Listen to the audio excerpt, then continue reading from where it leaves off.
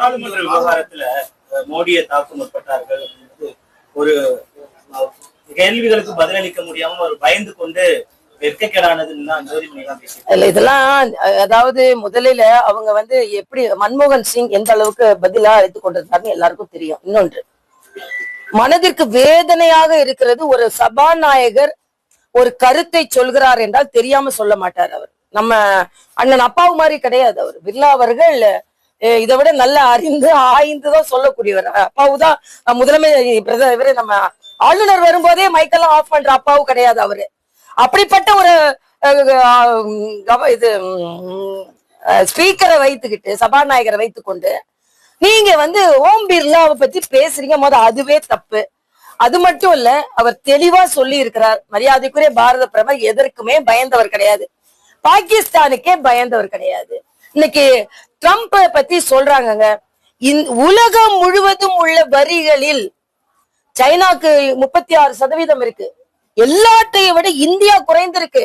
இன்னைக்கு திருப்பூர்ல இங்க எப்படி இந்த கடலை மிட்டாய் சகோதரர்களா பாக்குறோமோ, அது மாதிரி திருப்பூர்ல உள்ள பனியன் தொழிற்சாலைகள் ஆயத்த ஆடைகள் செய்பவர்கள்லாம் நமக்கு நேரடி போட்டி எங்க இருந்து வருது? வங்கதேசம், அதே மாதிரி சைனா போன்றவங்களுக்கு எல்லாம் அதிகமா கொடுத்திருக்கிறதுனால நம்மகிட்ட இருந்து ஏற்றுமதி அதிகரிக்கும் சொல்லியிருக்காங்க.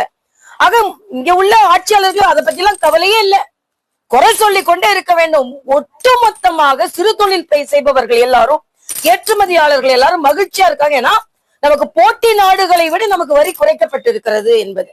இதெல்லாம் தான் ராஜ தந்திரங்க. உங்களா தந்திரம் தான் தெரியும், ராஜ தந்திரம் மோடிக்குதான் தெரியும். அதனால சும்மா இதை பற்றி பேசிக்கொண்ட 125 நாள்னா உடனே ஆரம்பிங்க, மக்கள் பலன் பெறட்டும். அதே மாதிரி புதிய கல்விக் கொள்கைன்னு ஆரம்பிங்க. விஸ்வகர்மா திட்டம் இத மாதிரி கைத்தொழிலாளர்களுக்காகத்தான், அதை வேண்டான்னு சொல்றது. ஆக எல்லோரும் இணைந்து இந்த மக்களுக்கான நல்ல திட்டங்களை கொண்டு வருவோம். அதற்கான ஆரம்ப நிகழ்ச்சி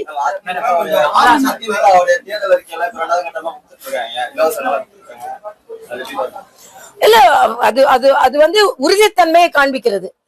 அண்ணன் எடப்பாடியார் அவர்கள் நிச்சயமா நம்ம ஆட்சிக்கு வந்துட முடியும், அதனால நம்ம இப்பவே தேர்தல் அறிக்கை கொடுக்கலான்னு அவர் சொல்றாரு. நிச்சயமா தேர்தல் அறிக்கை அவரு கொடுத்தது நல்ல அறிக்கைகள் தான். அவர் அரசாங்கம் வந்தா நல்லது செய்யணும்னு நினைக்கிறாரு.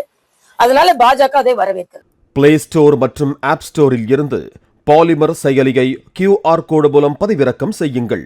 செய்திகளை உடனுக்குடன் பெறுங்கள்.